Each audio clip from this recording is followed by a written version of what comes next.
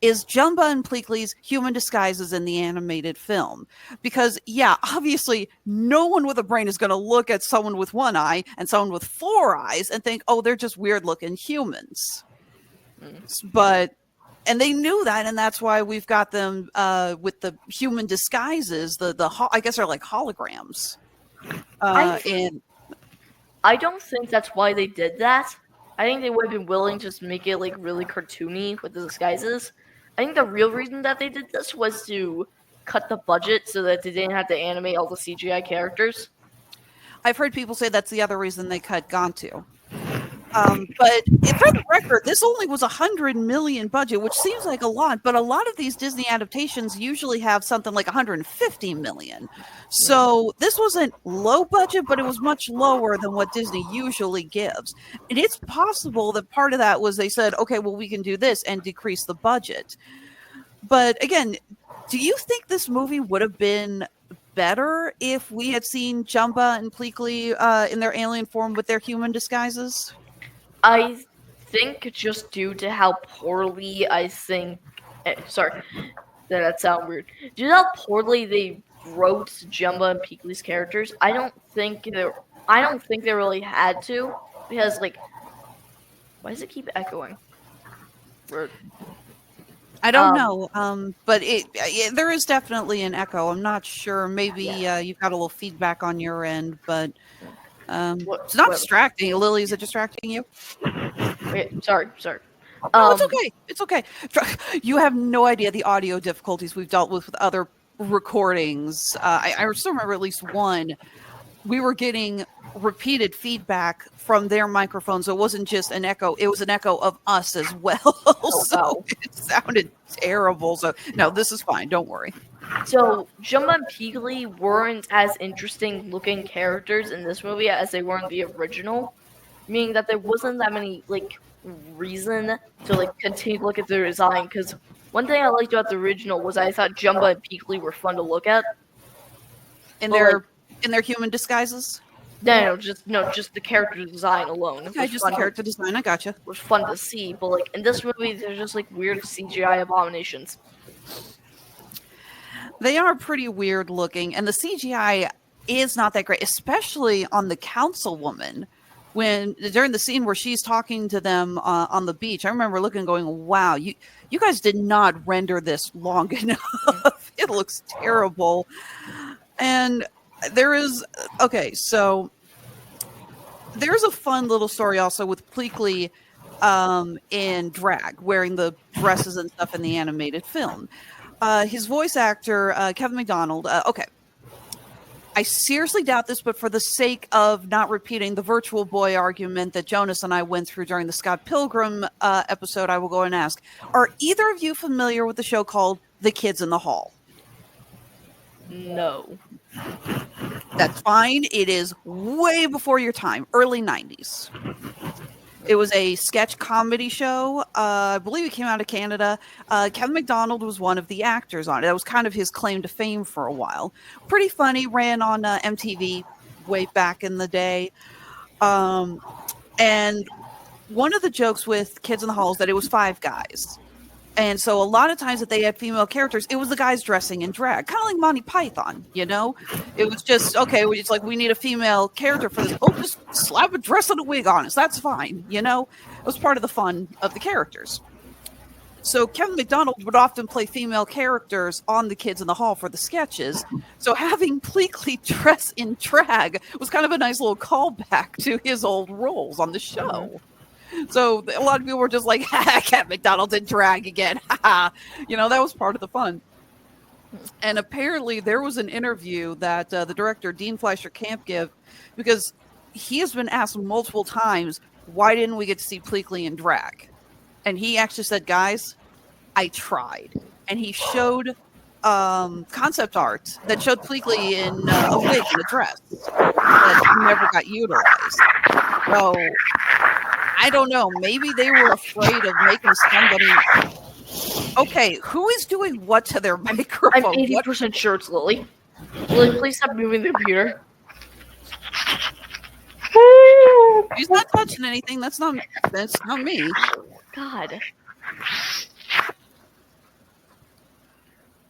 That's a weird noise. Okay, it stopped. I think it's the I think it's the sound of like the rustling of like bed.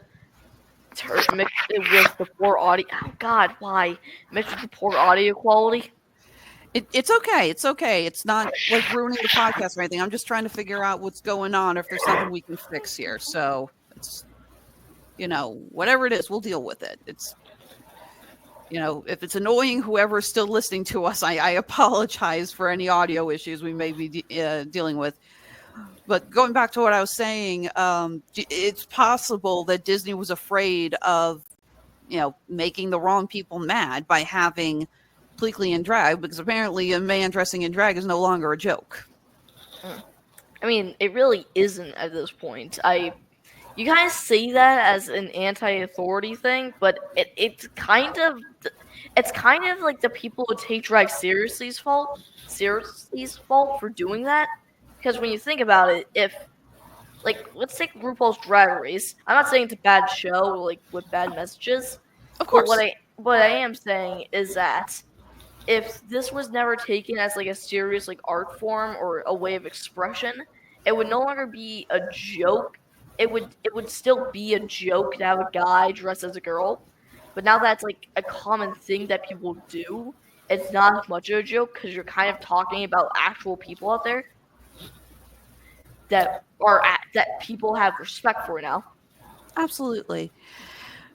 Again, I don't want to step on anyone's toes, but Pleakley in drag, I think, is just a thing that needed to happen. I would have liked at least one scene of either Pleakley still as an alien or the actor, what the heck was his name?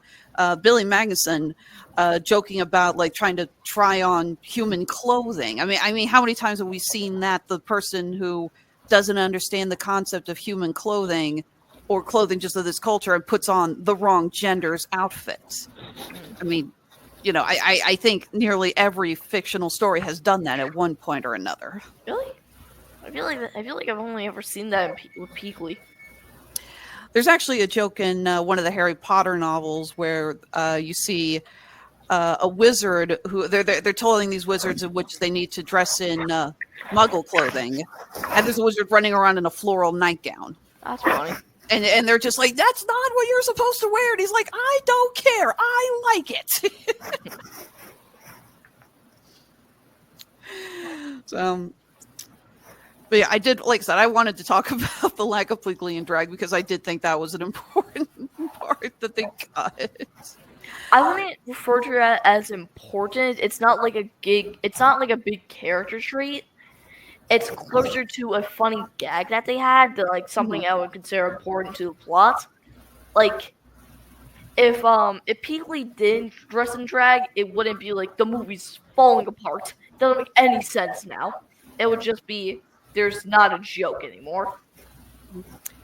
Lily, are you holding up your hand because you have something to say, or are you just showing off what those deadly weapons that you got attached to your fingers there? Because damn, girl, those are killer. Thank you. I know they're not real, but those things look like she could take your eyes out with them. I mean, seriously, those are deadly. Thank you. I was thinking, well, I think what Joyce is saying, I think the whole drag thing, I think, was actually a big part with Pleakley, because he clearly was attached to his wig in the animated one. Like, we see. Yeah, you're right. There's that scene where they're camping and he's putting on the wig, and there's like, "What are you doing?" Nothing. Yeah, and I think, and I generally think that, like, I think now people would look at Pleakley doing drag and would think he's just a drag queen, and we can live with that. That's good. I think that's it. Sorry. I think it would less upset people and more be like, hey, doing what we do. And he clearly likes it. Good for him. I don't think Pleakley being attached to the wig is a drag queen thing. I'm pretty sure that was used to represent his obsession with the Earth culture, as like having hair that looks like that specifically is half the population. at least like as a fraction of the half of the population, but that's besides the point. So that it's kind of like well, you're into like a lot of like weird Japanese stuff, right? It's kind of like when you try to like do that, like you're not necessarily like one of those things. You're just interested in it and thus trying it out. I mean, I guess, but if Pleakley is obsessed with is really interested in the human culture, drag is a part of the human culture, so Yes, I never they go denied it. all hand in hand. So it could be he loves the human culture, and a part of it that he likes is the drag aspect. It could be that. Did not know when I agreed to host this tonight we were going to get a discussion on cultural appropriation thanks to Bleakley the alien. I believe that I believe that if so substantially you're stealing culture from another planet, I don't even like necessarily stealing culture, like taking other people's cultures from other like continents. Another planet is on another level. My God. Maybe we should move on. Okay, so